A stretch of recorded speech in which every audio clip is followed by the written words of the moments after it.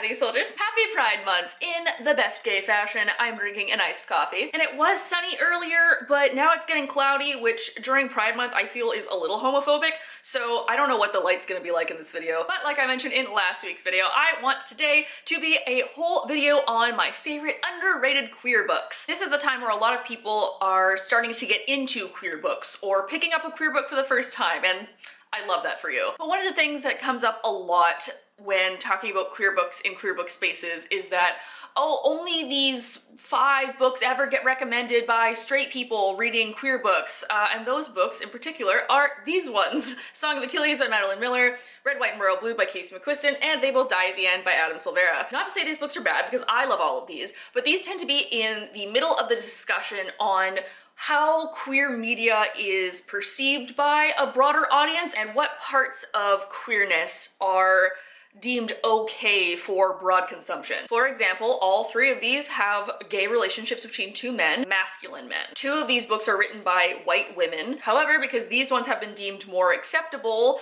by a broader publishing company, these are the books that people tend to start off with, and that's great. But that's just the thing. These are a great place to start your queer reading. These should not be the end-all be-all of the queer books that you read. These books have had their time to shine, so in today's video, we're going to give a spotlight to some books that deserve a lot more love than they get. And because my YouTube analytics tell me that the majority of my audience is between 18 and like 30, I will be recommending both books that are YA and books that are adult. Number 1 on this list is a YA sapphic fantasy novel that I will not shut up about. It is so freaking good, and if I had read it back when I got it in 2021, I would have put it on my best books of the year, but alas, I just like dicked around and didn't. The Midnight Girls by Alicia Disinca is a dazzling Russian folklore-inspired fantasy novel with 2 witches fighting literally over the heart of a prince. Rival witch apprentices Marinka and Zozia are slowly falling in love despite themselves while they're both trying to gain the attention of this glittering Russian court. This is fast-paced, tension-filled, icy, and magical, and the way that Marinka and Zozia see each other and see power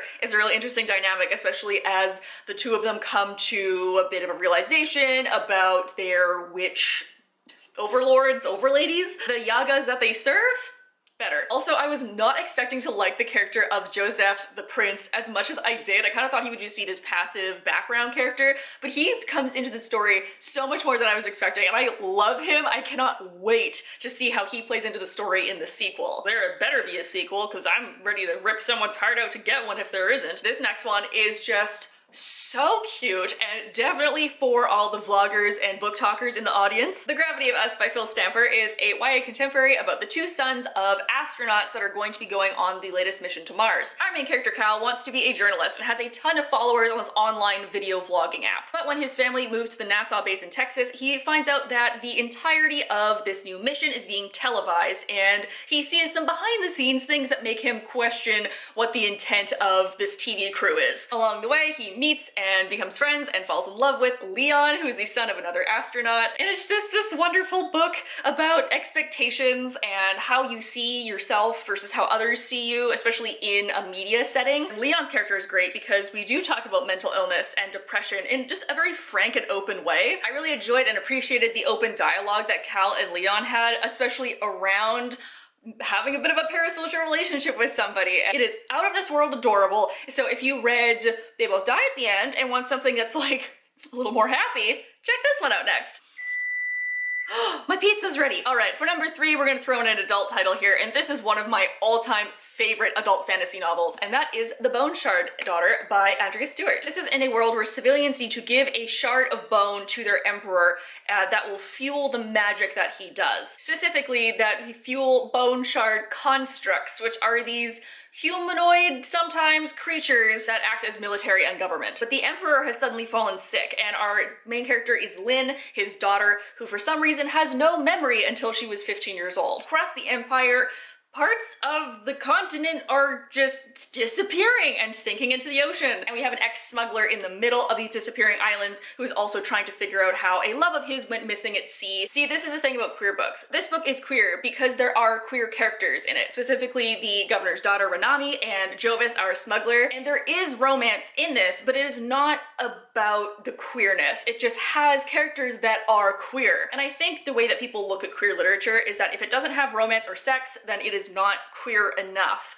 And that's kind of ridiculous because that further reinforces that idea that queer literature is inherently sexual, and that's just not the case. Like, queer people are just out here living their lives, and in this case, trying not to drown on an island that suddenly sinks. Like, baby, at this point, you have a lot bigger problems than wondering if that, you know, that cute girl's gonna want to kiss you. This book is so immersive. I love how all of our side characters have such interesting developments, and you know that I love me some bone magic, so this is truly like the perfect book for me, and hey, maybe it'll be that for you too. Another delightful book for me was Ramona Blue by Julie Murphy, which is, I think, one of her least known titles, which is a goddamn shame because this book is a delight. Our 6 feet tall, blue-haired main character, Ramona, has to step up as the adult of the family when her mom gets super flaky, and then she has trouble with her job, and her dad is just out of the picture, and her sister is now pregnant. And she has this full-on gay crisis as she realizes that she thought she was a lesbian, but now she's starting to have feelings for her male best friend. As a fellow lover of multiple genders,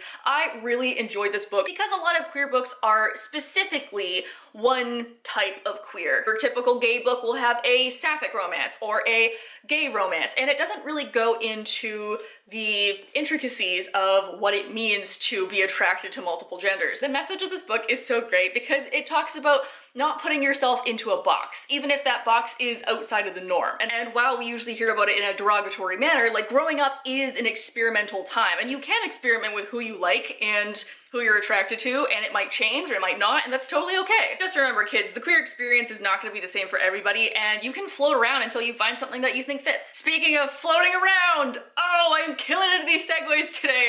We're gonna talk about some of my favorite floaty fruits, my quantum queers, my space gays, if you will, with Seven Devils by Laura Lam and Elizabeth May. I've said it before and I'll say it again, this is a bunch of gay people in space making bad decisions, and I sure do love all of them. We follow a ragtag mismatched crew, specifically headed by Eris, who's the heiress of a galactic space empire who's pretty evil, and like, we've gone to a point in history where we're like growing people in vats, and like everyone in the empire's under this mind control.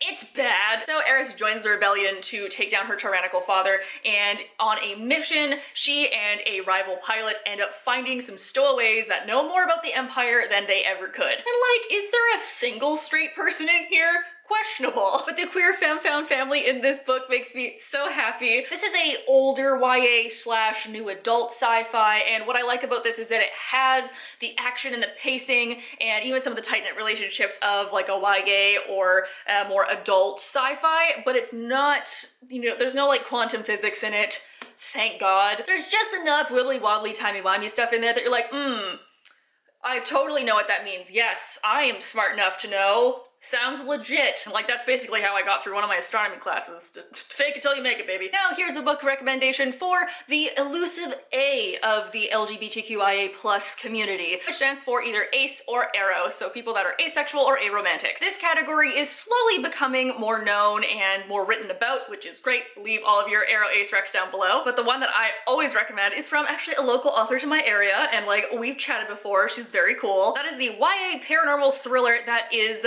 Not Even Bones by Rebecca Schaefer. Our main character, Nita, dissects the bodies of paranormal creatures to sell their organs on the black market, and like, if that's not a girl boss move, I don't know what is. But when it turns out she herself is a paranormal creature, her mother sells her off into this high-tech, high-security facility of other paranormals, and she is trying to escape, obviously. And her cell shares a wall with the cell of Covet, who is a very dangerous supernatural creature, and I know you're not supposed to like him, but my favorite color is morally gray. So the two of them team up to try and escape the facility together, and it is just bloody and gory and creepy. This is a story that does not have a romantic plot in it because, like, we're trying to escape from a high-tech facility where people are, like, cutting off pieces of us to sell. Like, we're booked and busy. And while I am not asexual, I do have some asexual friends, and I don't think any of them would sell me to a black market, but, like, I guess you can never know. Check up on your local aces today. Okay, say Not Even Bones was like a little too bloody for you. You're like, I'd rather keep all of my blood and like internal organs on the inside. They're there for a reason, and like, I get that. Let me introduce you to an adult rom-com that had me feeling so many feelings, and that was, what is the title of this? Okay. Love and Other Disasters by Anita Kelly. I was so focused on my feelings, I forgot how to read there for a second. This follows Dahlia and London as the two of them fall in love on a cooking reality TV show that's like Top Chef or Top knife, or I don't watch reality TV, I'm sorry. Dahlia wants the prize money in order to pay off some debts and start over from a previous marriage she has just left, whereas London wants the money to open up a queer non-for-profit for queer children in their area. And they have to navigate their budding feelings for one another, while also the network is trying to push this relationship to add drama to their ratings. I love seeing our main love interest be non-binary, because like, if you are non-binary, you are sexy. That's just how it is. I don't make the rules. So be warned, there are many delicious recipes mentioned in this, and I think most of them, if not all of them, are above my skill level as an amateur chef, and that just leads to some disappointment. I also really appreciate that Dahlia's character and her backstory revolve around kind of having that perfect heterosexual comp het life and realizing that it wasn't for her. I really liked seeing her perspective on it. It's like, wow, representation does matter. Okay, it's been like 20 minutes and I want to eat some pizza, so I'll be right back. Oh man, that's good.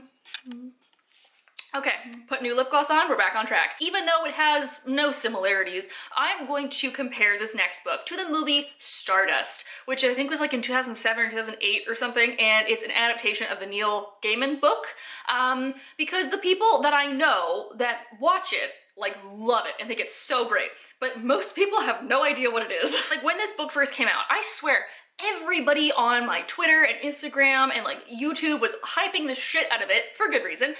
But then like when I was talking with just people about it, no one knows what this is, and that is a damn shame. If you don't already know about Cemetery Boys by Aidan Thomas,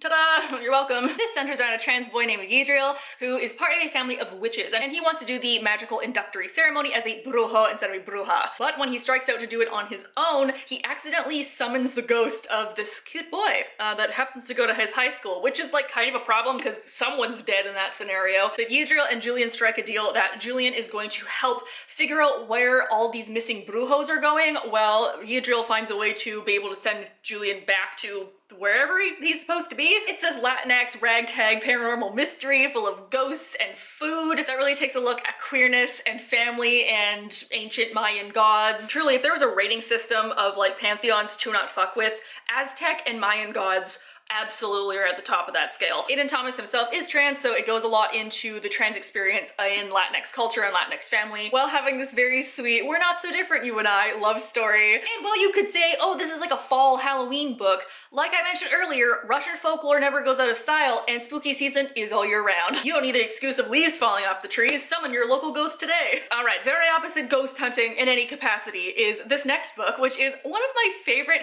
very underrated contemporary novels. Our main character is just the sweetest cinnamon roll of a human being that I just want to give a hug to, and our love interest is this like super dreamy, chill dude that I would love to hang out with. So let me introduce you to I Wish You All the Best, my Mason Deaver. This is a YA contemporary that centers around Ben, who comes out to their family as non-binary, who subsequently gets kicked out of the house and goes to stay with their estranged older sister and her husband, and is trying to figure out a new school, but also themselves as they settle into their new identity. We get to see a glimpse into the family dynamics of when you have a kid who comes out, also how different people in the family treat that, and like how older people sometimes still have some weird thoughts about gender. Along the way, we meet Nathan, who is at first a wonderful golden retriever of a boy who is helping Ben out, and then the two of them become friends and then slowly fall in love, and it's just so cute. This also does a really good slow build of connection. Young adult, it's like the two people of opposite genders, you see each other and suddenly it's like,